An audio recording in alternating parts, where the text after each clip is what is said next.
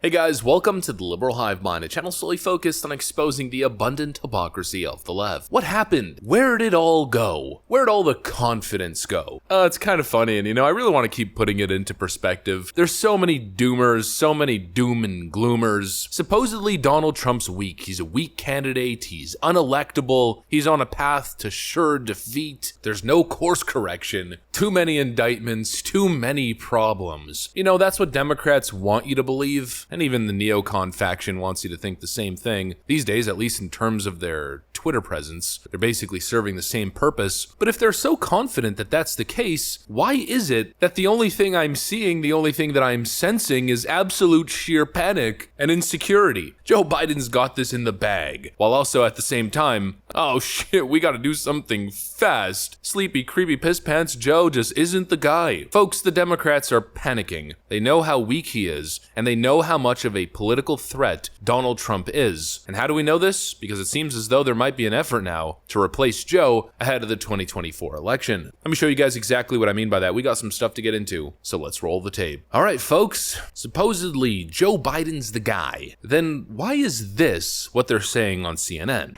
The question is, how solid a candidate is Joe Biden? That's the problem. That's exactly the problem. And what is exactly the problem? That we don't know how solid a candidate Joe Biden is. We know he's not a solid candidate. Exactly. He is struggling. I mean, within his own party. It is hard to watch. Supposedly Joe's the guy. Then why is it that we're now seeing Democrat representatives showing up in the mainstream media for interviews to essentially call for rigorous competition over the Democrat Party nomination? So my call is to those who are well-positioned, well-prepared, of good character and competency, they know who they are, to jump in. Because Democrats and the country need competition. It makes everything better. That's my call to them right now. What happened? Where's the confidence? On one hand, you hear they're doing it on purpose. The uniparty establishment is launching all of these ridiculous sham indictments on Donald Trump because they want Trump. They're actually scared of Ron DeSantis. Ron and his real powerful grassroots support. Real scary stuff. I mean, he pulled like 6 people at his crowd the other day. We're indicting Donald Trump because we want to cast him as a martyr. We want Donald Trump. He's the guy that we know we're gonna beat. Yeah, I don't know. It doesn't seem like they're so confident these days. And the topic of conversation that keeps popping up is something along the lines of this. Let me ask you this. Why do you think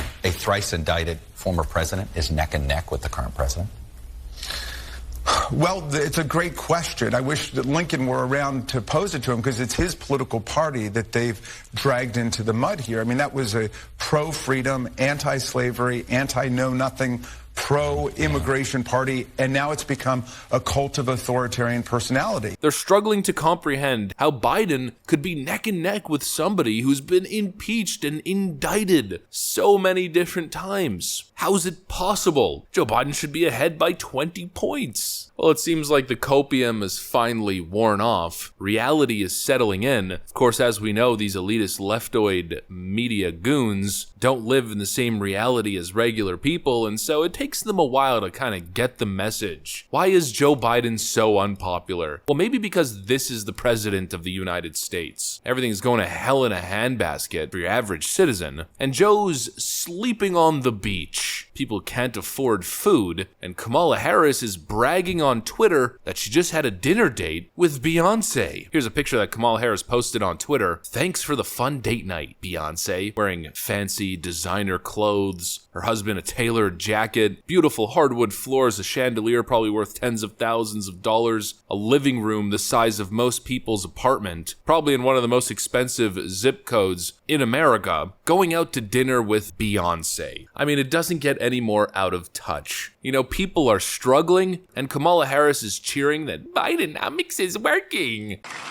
It's a term we're very proud of, I must tell you, because Bidenomics is working. It's working.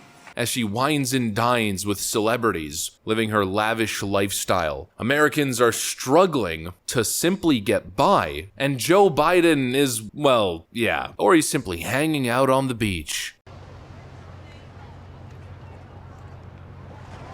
confused, struggling to operate a smartphone. Most recent analysis shows that Joe Biden has spent 365 days on vacation, which roughly equates to 39.4% of his presidency. The guy might as well not even be president, because he's simply not present. He's obviously not the alternative option. You know, when it comes to what's actually important for voters, Trump wins any day of the week. Trump is the most vilified man in America. He is being attacked from all angles, and despite all of it, despite a multi-trillion-dollar machine trying to essentially cut the legs off of his campaign, he's still keeping up because voters don't have goldfish memory. You know, 2016 to 2020 wasn't that long ago. It feels like it was yesterday, when the economy was booming, when America wasn't involving itself in ridiculous, useless wars, fighting proxy wars, using Ukrainian civilian lives as freaking cannon fodder. It wasn't long ago when even Trump's greatest detractors were able to admit that on the economy, he did well, or at least his policies were resonating well with the American voter. Joe, not so much. You know, when you think about an ideal president, you don't think of an old 80-year-old man sleeping on a beach. You don't think of dementia. You don't think crackhead son and criminal bribery scheme. You don't think quasi-socialism and a major economic downturn / recession, but that's obviously Joe Biden's image. I don't think that image can be repaired. You know, yesterday I covered how Democrats got the new talking points, and what they're trying to do ahead of the 2024 election is boast a little bit more, you know, advertise Joe Biden's supposed amazing economic successes. Recently I saw this ridiculous clip where Piss Pants Joe is going to start putting his name on economic progress. This clown, or rather Joe Biden's handlers, are putting these ridiculous placards outside of projects across the country. The signs read, "Project funded by President Joe Biden's bipartisan infrastructure law." They're literally slapping Joe Biden's name on infrastructure projects and other government investments as a way to try to convince the American people that he's doing things, that he's been successful. Nobody's buying it. His reputation is set, just like his supposed heir apparent, Kamala Harris. Let's go back to that Face the Nation segment with Democrat Representative Dean Phillips, because even he knows that both Biden and Kamala Harris's reputation is in the gutter. Would she, in your mind, be the heir apparent if, for some reason, the President of the United States were not to seek the nomination in 2024? I'm glad you asked the question, and my answer is really simple. Competition. As many people as humanly possible with the talent, the time, the energy, the ethics to enter a primary should do it. We have 12 Republicans as options for Republican primary voters. Right now, we only have 3 in the Democratic side. I believe in competition. We're the Democratic Party. Democracy means the freedom to make choices, and we don't have many of them. He tries to make the same argument that all the other Democrats were making. Is she not qualified? I think she's absolutely qualified. In fact, I think she's misportrayed. I think everybody in this country should take a little bit of time and sit with people, observe them, know them before you draw conclusions. I think she is more competent and able than many people give her credit for.